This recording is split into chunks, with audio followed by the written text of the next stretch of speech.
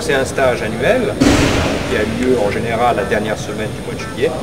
Et c'est un stage qui reçoit tous les niveaux et tous les types de publics. C'est-à-dire qu'on a les compétiteurs d'un côté, puisqu'on prépare à la compétition, notamment pour les prochains championnats du monde qui ont lieu en septembre en Allemagne. On prépare les équipes de France et les équipes étrangères. Et on reçoit également les tireurs qui viennent pour la canne loisir ou pour la progression technique normale, en passant des grades à la fin du stage. Voilà. Donc c'est un stage national, le stage national du comité national de canne de combat et bâton.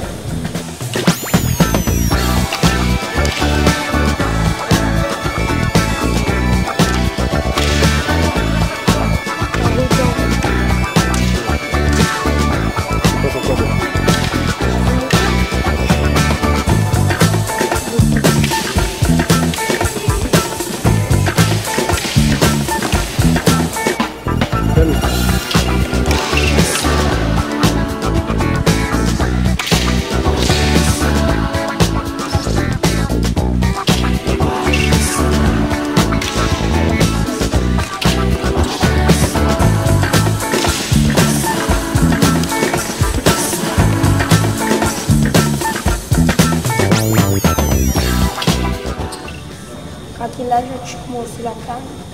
J'ai commencé la canne à 16 ans. Et qui était ton premier entraîneur? Mon premier entraîneur, c'était Roland Houbeck. D'accord. Et comment as-tu découvert la canne?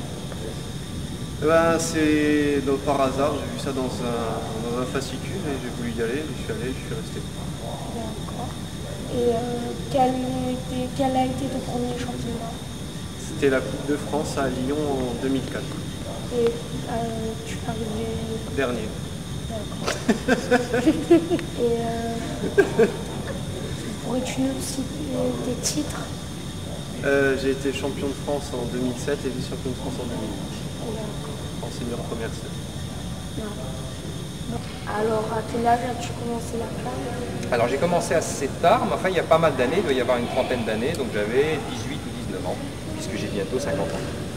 J'ai connu la canne simplement, je suis arrivé sur Bordeaux, parce que moi je venais de la région parisienne. Je suis arrivé sur Bordeaux et j'ai voulu faire la boxe française. Je voulais une discipline chez moi, et comme je t'ai dit tout à l'heure, j'ai d'abord fait 1 an de boxe française, qui me plaisait beaucoup, mais la canne j'ai adoré. Voilà, j'ai connu la canne il y a près de 30 ans, parce que je faisais de la boxe française, et qu'à l'époque, nous pratiquions de temps en temps la canne, à la fin des cours de boxe française. Ah, moi, la canne, c'est une longue histoire. J'ai toujours été attiré par les sports avec des instruments. Au départ, j'ai fait beaucoup de canoë-kayak. Après, j'ai aussi fait du ski. Et là, on travaille toujours, on glisse, on pagaie avec des instruments. La canne est un sport avec un instrument. Et j'aurais peut-être pu faire de l'épée, du sabre, de l'escrime. Mais ce qui est plaisant dans la canne, c'est sa simplicité et le plaisir qu'on a à apprendre rapidement. Et qui était ton premier entraîneur? Alors là, mon premier entraîneur, il était en Côte d'Ivoire, à Abidjan, donc on ne le connaît pas. Et après, celui qui a pris le relais, c'est un copain que j'ai en Bretagne, Hervé Bernard. Et après, j'ai été entre les mains de notre ancien délégué technique national, Michel Debouche. Mon entraîneur c'était Philippe Conjat, qui était également un moniteur de boxe française, parce que je suis venu à la canne par le truchement de boxe française. J'ai d'abord fait 1 an de boxe française, et après, quand la première section de canne de combat s'est ouverte à Bordeaux, ça m'a tellement plu que j'ai voulu ne pratiquer que la canne de combat. Et le bâton, parce qu'évidemment c'est une discipline où on a les 2 armes. Et est-ce que tu as eu un but ou quelque chose qui t'a intéressé dans la canne? J'ai toujours aimé les sports de combat, le jeu de la confrontation. Et comme avant de pratiquer la boxe française, j'avais pratiqué le karaté, donc je me retrouvais dans la canne. Il y a eu différents objectifs suivant, disons, les années. C'est-à-dire qu'au début, ce qui m'a intéressé, c'était l'aspect sportif. Après, loisir, sportif loisir. Après, ça a été la compétition. Et puis après, c'est d'être dans l'équipe dirigeante pour essayer de faire évoluer certaines choses. Que ce soit d'abord le développement, parce que ce qui est intéressant, c'est qu'évidemment, on pratique dans de nombreux pays, dans de nombreuses villes, cette discipline. Donc le partage des connaissances et puis évidemment le développement quantitatif, c'est-à-dire qu'on soit plus de licenciés. Ça c'est toujours l'objectif d'une association, quelle qu'elle soit. Donc il y avait cet aspect développement, puis il y avait l'aspect technique aussi, il y avait des choses que je trouvais bonnes et d'autres choses moins bonnes, notamment au niveau de l'arbitrage, au niveau de la conception de la discipline, notamment vous avez pu voir sur ce stage, je parle beaucoup de qualité d'impact, de continuité dans l'action. C'est-à-dire ça, c'est quelque chose que je défends énormément et j'essaye d'orienter avec mes moyens, parce que je ne suis pas tout seul à décider, d'orienter l'arbitrage en conséquence pour éviter d'avoir des assauts où c'est juste un coup après l'autre et on a des assauts qui sont sclérosés. Ce que je veux, c'est que les tireurs puissent s'exprimer et que la discipline favorise la créativité. C'est ça qui m'intéresse et je dirais c'est presque mon objectif principal aujourd'hui, avec évidemment le développement du nombre de licenciés. Et quel championnat tu fais en premier? Eh ben, j'ai fait d'abord les championnats d'Aquitaine, puisque je suis de Bordeaux. Donc pour me sélectionner pour pouvoir participer au championnat de France, il a fallu d'abord que je participe au championnat d'Aquitaine, que j'ai assez vite gagné. J'avais pas beaucoup de mérite parce que nous n'étions pas nombreux. Donc évidemment, comme nous étions 2 ou 3 bons tireurs, franchement c'était quand même assez facile. Après en championnat de France, ça a été beaucoup plus dur, puisqu'on était tous réunis de toutes les régions différentes de France. Ah bien sûr, moi je suis un ancien compétiteur. J'ai rencontré Alain de nombreuses fois en compétition, Jean-Marc aussi en compétition. C'est là où aussi j'ai appris à travailler, à rencontrer Bertrand Dubreuil. Ça, c'était dans les années 80, entre les années 1985 et les années 1992. Voilà. Après, j'étais juge-arbitre national et donc là, je n'ai plus pu faire de compétition parce que j'avais autre chose à faire que de me faire plaisir en compétition. As-tu déjà eu des titres mondiaux? J'ai jamais eu de titres mondiaux, mais j'ai gagné des Coupes de France.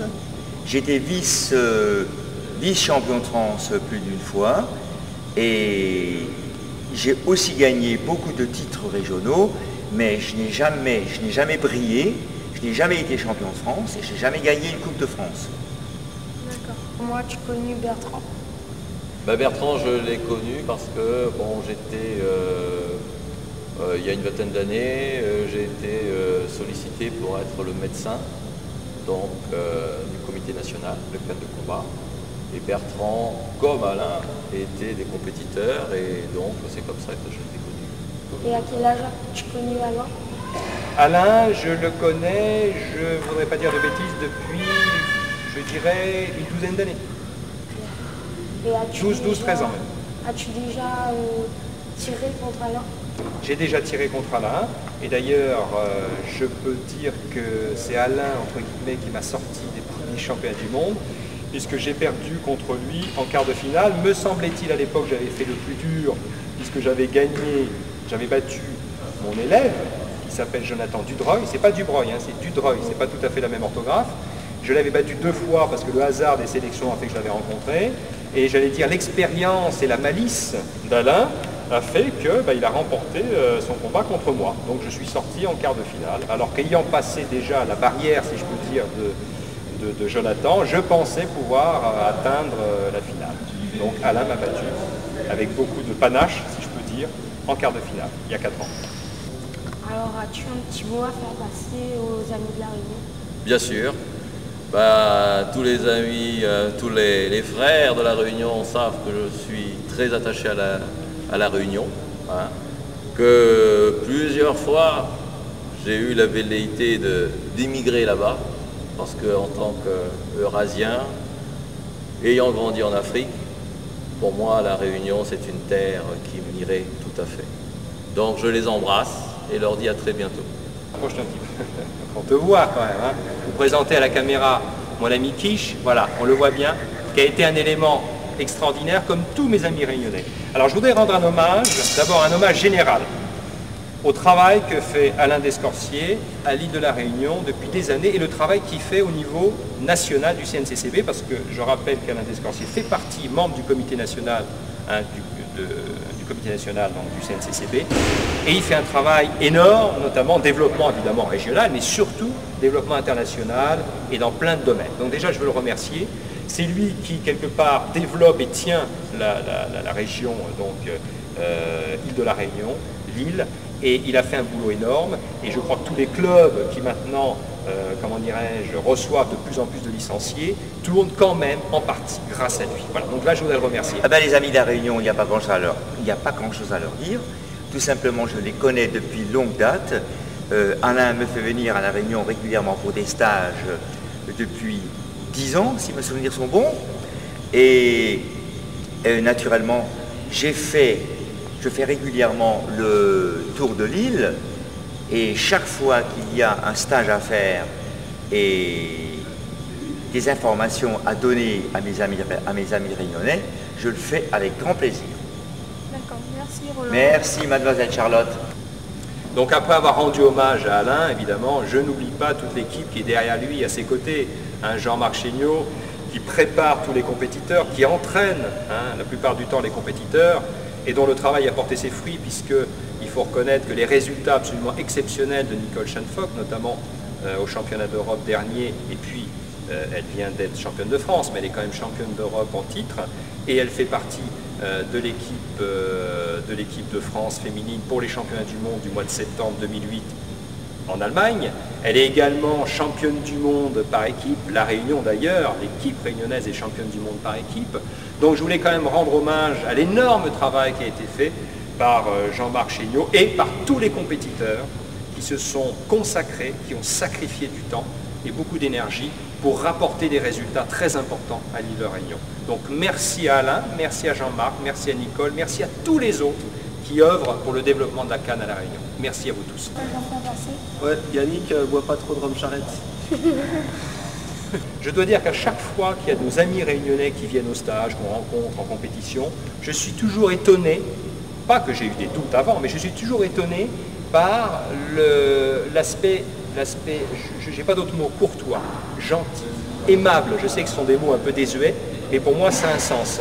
Et ce sont des gens polis, ce sont des gens travailleurs, courageux, avec un esprit sportif extraordinaire. Et alors, j'allais dire, je ne sais pas si c'est la poule qui a fait l'œuf ou l'œuf qui a fait la poule, donc si c'est Alain qui est à l'origine de vos comportements exceptionnels, mais je crois que c'est un tout. Donc je pense que comment dirais-je, le message, et ça je le ressens, que peut apporter Alain à travers cette discipline, c'est ce message-là, ce message du partage, de la politesse, de la gentillesse, de la civilité, de la courtoisie. Et je suis sûr que vous étiez comme ça avant, mais que la canne en plus vous a apporté encore plus dans ce domaine-là. Donc je trouve, et ça c'est un exemple frappant, que notre discipline, quand elle est bien enseignée, va au-delà du gymnase et apporte beaucoup de choses en tant que simplement, on parle, c'est un peu à la mode en ce moment, de citoyenneté. Et ça c'est très important, cet aspect citoyenneté. Et je voulais vous remercier, parce que vous avez fait preuve de beaucoup de courage, vous avez eu un long voyage, vous venez de très loin, vous étiez fatigué, et vous avez fait tout ce qu'on vous a demandé avec beaucoup de bonheur, beaucoup de sourire et beaucoup d'énergie. Et franchement, je dirais chapeau et merci à vous tous, amis réunionnais. Merci. Merci. Et merci, et je vous salue. Merci à la Réunion, merci à vous tous.